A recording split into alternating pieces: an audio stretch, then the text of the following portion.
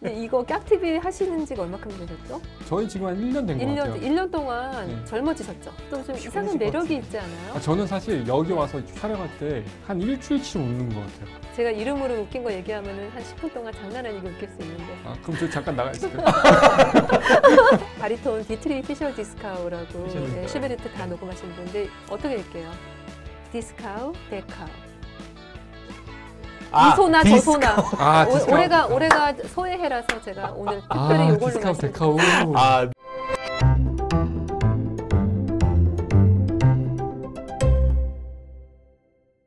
네, 저희 그 프로코프에프만 저희 예정된 시간 절반 이상 넘어가면서 촬영 시간이 점점 걱정되기 시작했습니다. 걱정이 되면서도 이제 안 작가님 얘기 한마디 한마디 너무 재밌어가지고 저희가 놓칠 수 없는데. 아니, 지금 배터리가 55%예요. 네. 필요 없으신 것 같아요. 그냥 이렇게 조명으로 켜놓으신 거 아니에요? 혹시 이렇게 조명 왜 켜놓으시고 계시지? 네. 네. 모르셨어요? 네, 저만 조명이 없길래. 보니까 PD님만 약간 꼬무죽죽하게 나오더라고요. 여기 태양 CG. 여기 노트북 조명 때문이라고 전 생각했어요. 그래서 저도 그래서 이거 최대한 밝게. 조명 공사를 다시 좀 해달라고 해야 될 것 같아요. 농담인 거 아시죠? 농담인 것 같은데 뭐가 자꾸 이게 강하게 이렇게.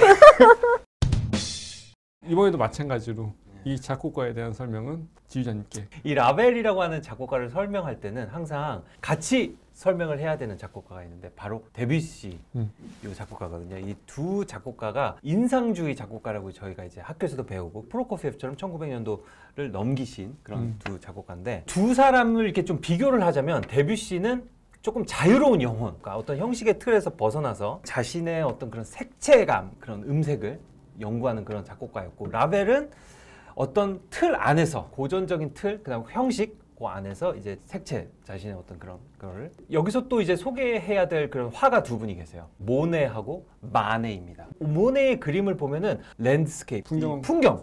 선하고 선의 그런 경계가 없다고 할까요? 데뷔시도 조금 약간 그런 느낌이에요. 꿈 같고 좀 아까 추상적인 느낌. 추상적인 느낌. 그런데 이제 마네는 뭐 선이 조금 도드라지고, 그다음에 또 풍경화보다 인물화, 사람을 외국 분인 줄 알았어요. 라벨이 이제 조금 약간 그런 느낌이고, 재밌는 거는 이제 데뷔시하고 라벨이 전부 다 같은 파리 음악원. 데뷔시는 10살, 11살 때 입학을 했고, 라벨은 14살 때 입학을 했는데, 둘 다 학교에서는 그렇게 막 적응을 잘 못한 편인 것 같아요. 라벨이 훨씬 더 적응을 못하는 게, 라벨은 2번이나 퇴학을 했어요. 데뷔시는 또 상을 여러 번 탔어요. 로마 대상이라 하죠. 근데 그거를 몇 번이나 탔는데 라벨은 타지 못하고 2등 한 번 했나? 그래서 이제 라벨이 굉장히 슬픔이라고 할까? 슬픔은 아니지만 아무튼 뭐 나는 왜 이렇게 안 풀리지? 왜 안 풀릴까 하는 그런 거. 그들은 친했나요? 모네하고 마네는 정말 끈끈한 그런 우정이 있었다고 화가들. 데뷔시하고 라벨도 친하긴 했었고, 라벨이 그리고 데뷔시를 굉장한 천재 이렇게 얘기를 실제로도 했었어요. 그런데 이제 그렇게 막 끈끈한 우정이 있었다, 그렇게는 얘기를 못 하겠고, 약간의 서로 의식은 하고 있는 서로 거죠? 의식하는 정도. 근데 확실히 저는 이제 마네 모네 또는 뭐 드뷔시 라벨, 그리고 뭐 라흐마니노프랑 차이콥스키 뭐 이런 식으로 계속 이제 우리는 둘을 자꾸 놓고 대결을 자꾸 벌이려고 그래요. 배틀을 시키려고 하는데, 그게 이제 이런 작곡가도 작곡가지만 연주자들의 경우에 더 많은 배틀을 시키잖아요. 뭐 누구 대 누구.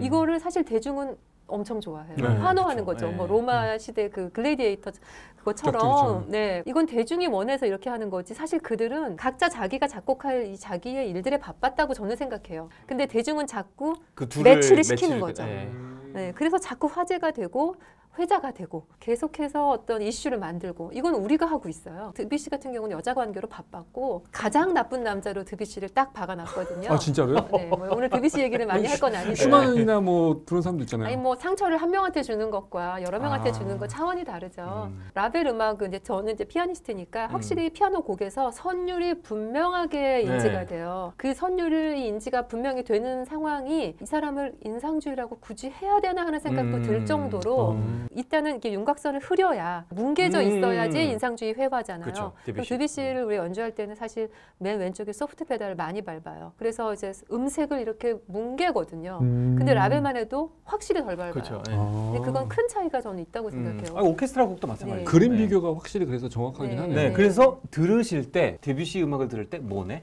라벨을 들을 때 마네, 라벨이니까 마네, 드뷔시가 뭐. 네. 죄송합니다. 네, 제가 한번 흉내 내보려고 그러다가.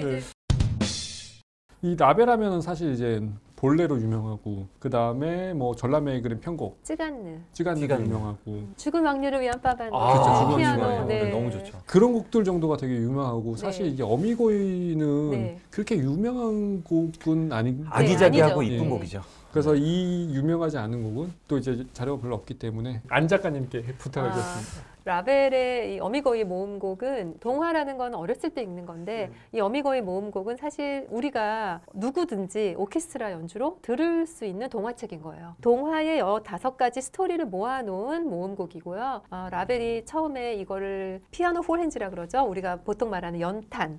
네, 원 피아노에 4개의 손으로 2명이 앉아서 연주하도록 작곡을 했고요. 라벨은 결혼을 안 했죠. 독신으로 살았어요. 독신으로 살았지만 정말 아이들을 너무너무 좋아했고요. 라벨의 친구 중에 조각가 친구가 있었어요. 그 조각가 부부의 집에 가면 8살, 7살 이런 아이들이 있었는데 미미와 장. 그래서 어른들끼리 뭐 와인 마시고 놀아야 되는데 애들 방에 가서 애들하고 놀아주는 그런 사람이 있죠. 고양이도 좋아하고 개도 좋아하고. 그래서 그 아이들을 위해서 에튜드인가도 네. 썼죠? 네, 아이들을 위한 네. 그리고 얘네들이 또 연습 이렇게 칠 수 있게 이거를 만들어서 해줘야겠다. 해서 이제 이거를 폴핸즈 곡으로 그렇게 작곡을 해준 거예요. 아까 말씀드린 그 죽은 왕류를 위한 빠바느를 작곡을 하고 좀 있다가 이제 이 곡을 만들었는데 이 곡에서 약간 그 죽은 왕류를 위한 빠바느의 그런 느낌이 굉장히 많이 나요. 선율적으로도 그렇고 좀 비슷한 것들이 많이 있어요. 그리고 5개의 동화가 이제 하나는 세레나데이기도 하고 하나는 왈츠 뭐 또 하나는 야상곡 이렇게 조금씩 구분을 할 수가 있고 피아노니까 저는 이제 피아노 곡으로만 좀 설명을 하게 되더라고요. 1번 곡이 빠바느예요. 왕비가 공주를 질투해가지고 물레를 돌리다 가시에 찔러 죽어버려 하고 저주 내리는 그 말리피센트의 이야기예요. 근데 여기서 나오는 멜로디가 라라라라라라라라라 하는 이 분명한 멜로디가 있어요. 빠바느가 스페인의 그 느린 춤곡이잖아요. 이게 빠바느예요. 라벨이 우리가 파리지앵으로 알고 있지만 사실은 태어난 거는 스페인의 피레네 산맥 쪽에서 태어났어요. 아, 스페인 가까운 곳에. 네, 아빠는 프랑스계 스위스인이고 엄마가 스페인이에요. 그러니까는 이제 아까 말씀해주시는 그 뭐 스페니쉬 랩소디 라벨의 작품 네. 그리고 그 찌간느 라벨의 그 여러 작품들이 굉장히 스페인의 그 느낌이 많잖아요. 그 죽은 왕녀를 위한 빠바누도 스페인의 마르그리트 왕녀의 그 모습을 그린 그림을 보고 작곡한 거거든요. 엄마 쪽, 외가 쪽에 굉장히 많은 영향을 받고 자란 사람이에요. 모자 관계 이상의 그런 친밀감을 가진. 그래서 또 혹시 결혼을 못했나? 이런 생각도 좀 들어요. 사실 그때 파리에는 뭐 많은 화가들이나 이런 분들이 사창가도 많이 갔잖아요. 그리고 물랑루즈 같은 그런 클럽, 매춘이나 이런 것들이 좀 흔했던 곳이니까 이해를 하자면 라벨도 뭐 얼마든지 다녔어요. 그런데 결혼은 안 했어요. 이제 이게 뭘까? 자유분방함을 좋아했을 수도 있긴 하지만 어머니와의 관계에서 오는 어떤 그런 것들이 결혼을 주저하게 만든 거 아닐까? 뭐 이런 저 나름의 생각을 해봤어요. 안 작가님 얘기하다 보면 클래식계 상당히 많은 이제 다시 생각해야 될 의문들이 다시 생각해야 돼. 네. 듣고 있다 보면 진짜 그런가? 그런데 이제 클래식에 나오는 많은 이야기들도 어차피 이제 어떤 누군가의 인생이잖아요. 네, 근데 맞아요. 누군가의 인생이 기록으로 남았다 그래서 그 기록이 과연 진짜일까?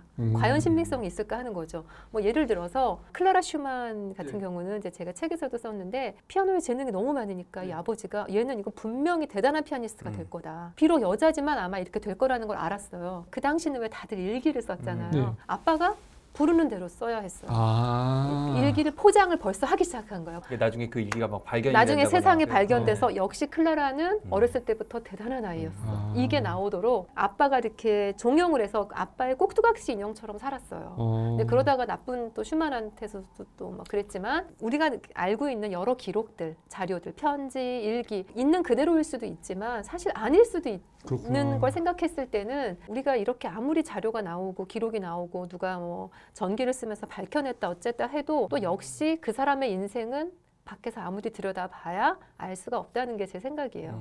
라벨에 대해서는 이제 알려진 바 있는 그대로 얘기하면 이분이 아주 깔끔한 성격. 담배를 좀 좋아했지만 왜 담배 하필이면 기침하고 전혀 그런 거 아닌데 담배 기침하니까 담배를 좋아하는 거를 좀 몸으로 표현한 거.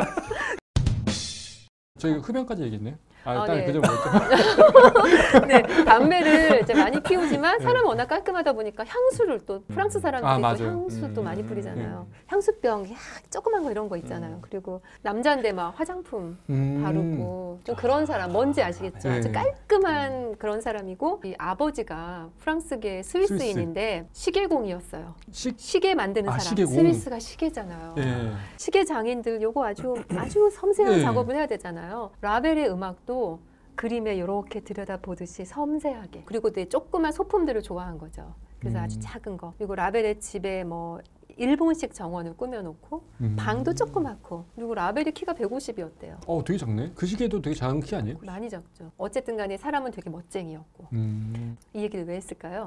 이 얘기. 제가 라벨 선율 얘기하면서 뭐 노래도 네. 부르고 그러고 있었네요. 아까 말씀드린 그 말리피센트 이렇게 동화 이야기가 들어 있어요. 네, 그리고 이 곡은요, 이 엄지동자 얘기 아시죠? 제가 이제 음악적으로는 이 라벨이 이제 당시 변박도 많잖아요. 맞아요. 우리 그때 뭐 인상주의도 그렇지만 현대 음악으로 올수록 똑같은 4분음표를 근거로 첫 마디는 4분의 2박자, 그 다음 4분의 3박자, 4분의 4박자, 4분의 5박자, 다시 4분의 2박자. 그러니까 같은 4분음표만 세고 있기만 하면 되긴 하는데 악보를 딱 봤을 때는 굉장히 복잡하게 써져 있어요. 그런데 이 라벨이 이 피아노 곡을 처음에 작곡했을 때는 이 아이들이 연주하면 좋겠다 싶어서 작곡을 한 건데 이 아이들이 과연 연주할 수 있을까? 실제로 이 곡을 연주를 했던 아이들은 마르그리트 롱이라는 피아니스트가 있었어요. 그 피아니스트의 제자들이 연주를 초연을 했는데 그래서 조금 어렵다고 할 수 있어요. 사실은 샤를 페로의 동화를 기본으로 만든 스토리들로 이렇게 만들었고요. 세 번째 곡은 이제 이게 행진곡이네요. 저 이 곡이 너무 좋은 게 따라다라란 따라다라다라 이 그 오음음계로 돼 있어. 이게 이제 이 파고다의 여왕인데 이게 동양의 여왕이에요. 그러니까 동양 음계를 오리엔탈 쓰는 약간 거예요. 음계 같은. 굉장히 재밌어요. 네. 아기자기하게 이렇게 아기들 같이. 그래서 이렇게 오음음계로 만드는 게 있고 그 다음에 네 번째 곡이 이것도 재밌어요. 이게 왈츠인데 아까 말씀드린 미녀와 야수가 나와요. 뷰티 앤 더 비스트. 그래서 이제 위에서 미녀가 얘기하고 미녀가 얘기할 때 이제 이게 클라리넷이고요. 그 다음에 아래에서 야수가 바순으로 이렇게 대화하듯이 이렇게 써져 있어요. 그리고 다섯 번째 마지막 곡 이게 예전에 그 스카이캐슬에서 이 다섯 번째 곡이 나왔었어요. 요정의 정원인데 라벨이 왜 글리산도 좋아하잖아요. 그래서 이제 오케스트라에서도 글리산도 표현하고 관객들께서는 이제 그런 것들을 좀 알고 가시며 하프에 또 조금 집중해서 보실 수도 있고. 라벨 어미거이는 이제 어린아이부터 이제 어른들까지 모두가 다 함께 즐길 수 있는 곡이 되겠네요. 그렇죠. 피터 늑대처럼. 네, 맞아요. 어떤 이야기를 가지고 펼친 음악이라서 이런 상상을 할 수가 있죠. 여기가 지금 미녀가 얘기하고 있구나. 여기가 지금 그 야수가 얘기하고 있구나. 여기가 그 엄지동자가 걸어가고 있구나. 이런 것들을 아실 수 있어요. 다 상상을 할 수 있구나. 네, 그리고 이런 거죠. 어떻게 예술가는 이런 동화를 근거로 이걸 음악으로 이렇게 만들어냈을까? 어떻게 이런 선율이 들어가고 이 리듬은 어떻게 하다가 만들어 놓게 됐을까? 이런 그 작곡가의 관점에서 이 곡을 감상하실 수도 있을 것 같아요. 아까 말씀드린 것처럼 20세기 음악의 뭐 특징이랄까요? 그 문학과 음악의 결합. 네, 이렇게 한 그런 콜라보 작품인 거죠. 안 작가님 말씀하신 거 뚝 듣고 이제 공연 들어가면 쏙쏙 들어올 것 같아요. 네, 어미거위 모음곡. 네, 어미거위 아주 모음곡. 제목도 앙증맞고 좋죠. 드뷔시와 라벨에 대해서는 더 하실 말씀 없으세요? 재밌는 게 있죠. 그래서 이 두 사람이 심포니가 없어요. 교향곡이 없어. 교향시까지. 교향시죠. 교향시죠. 왜 안 썼다고 생각하시는 거예요? 사고로 죽는 바람에 못 쓴 거 아닐까요? 사실은 쓰려고 했는데 교통사고. 교통사고로 이렇게 해서 조금 갑자기 세상을 떠나게 돼서 사실 작곡가면은 교향곡 하나를 써야지 하는 마음이 없을 수가 없을 것 같아요. 근데 이제 작곡가 나오셔서 아시는 저는 교향곡 쓰기 전에 그만둬서 네. 그런 생각이 별로 안 들어요. 정말 빠른 대답 정말 친절하시네요. 빠른 응답. 네. 결국에는 능력이 부족한 게 바스트리스트. 아니라고 하면 본인이 고의적으로 안 썼다는 얘기가 근데 이런 것도 있을 것 같아요. 이 사람이 관현악 법의 대가로서 어떤 다른 곡을 관현악으로 오케스트레이션은 했어요. 하다 보니 막상 내 거로 하려니 이게 너무 부담으로 오지 않았을까. 그것도 그거고 제 생각에는 그 심포니라고 하는 그런 어떤 형식 그거가 조금 어필이 안 됐을 거. 설득이 없었다. 꼭 써야 되는 이유? 뭐 그렇죠. 그래도 라벨 같은 경우는 피아노과 갔다가 작곡가로 다시 들어가기도까지 했는데 교향곡을 안 썼다는 건 조금 뭐라 그러지? 좀 안타깝네요. 네. 라벨이 좀 재밌는 게 아까 키가 150cm였다는 얘기까지만 하고 제가 놓쳤는데 굉장히 말랐어요. 몸무게가 되게 가볍다 보니까 이 사람이 프렌치 에어포스에 들어가야겠다. 제1차 세계대전 때 그냥 내가 공군 조종사로서 비행기를 타면 나는 조그맣고 가벼우니까 에어 같으니까 내가 에어포스에 가야겠다 한 거예요. 그래서 자원을 했는데 떨어져요. 왜 떨어요? 공군 조종사가 되려면 중력 가벼워야 되는 게 아니라 이 심장이 튼튼해야 되는 거예요. 그래서 거기 안 돼가지고 이 사람이 운전병으로 복무를 하거든요. 부상병들을 그러니까 운전병으로서 왜 이렇게 많이 하다 보니까 이 사람이 좀 굉장히 고뇌에 빠져요. 삶과 죽음의 그 경계에서 계속 그걸 본 거예요. 정신 심리학적으로 좀 힘든 시기를 이 사람이 보내더라고요. 교향곡을 작곡하거나 이런 거 좀 쉽지 않았던 게 이 사람이 한동안 작곡을 아예 못해요. 정신적인 충격을 받아서 그러다가 뭐 택시 사고로 이렇게 교통사고로 죽었기 때문에 제가 봤을 땐 타이밍을 놓친 게 아닐까 하는 생각도 좀 들어요. 굉장히 설득력. 네. 설득력만 있나요? 아니요, 저도 그렇게 생각이 바뀌고 있어요. 아니, 그런데 이제 예를 들면은 어떤 작곡가는요, 작곡과에 들어가셔서 아시지만 처음에 노래 작곡하고 그다음 뭐 변주곡 작곡하고 그쵸. 소나타, 뭐 트리오, 그다음 마지막에 뭐 4학년 때쯤 돼서 이제 교향곡 요즘에 많이 바뀌어서 그냥 거의 3학년 때부터 현대음악 3학년. 작곡하고 편성이 작은 것부터 작곡해서 보통 교향곡 그렇게 오페라까지 넘어가죠. 가는 예. 사람이 있고 슈베르트처럼 아예 처음부터 교향곡 쓰는 사람도 있잖아요. 10대 때 이미 뭐 교향곡 몇 개 썼으니까. 그런데 이제 라벨 같은 경우는 전자의 경우가 아니었을까. 좀 차곡차곡 피아노곡부터 시작해서 차곡차곡 올라가려고 했던 케이스가 아니었을까 싶어요. 설득력 있는 설득력만 있으면 안 작가님. 되는데요. 네. 근데 진짜 정말 뭐 예. 그 사람이 마음속으로 들어가 보지 않는 한 예. 왜 교향곡을 안 썼습니까? 네, 알 수가 없죠. 이건 알 수가 없지만 우리 오늘 이 시간의 결론은 사실 어미거이 모음곡이 정말 아기자기하고 네, 귀엽고. 예쁜 네. 그런 오케스트레이션이 잘 된 곡이다라는 결론이죠. 그리고 이제 4월 16일 날 저희 경기 아트센터 통해서 경기필과 함께 연주하는 공연에서 감상할 수 있다. 네, 그 또 하나는요. 잘 연주되지 않는 곡이에요. 드물게 연주되는 네. 곡이니까 이 기회를 놓치지 마세요. 마무리 멘트는 야. 끝.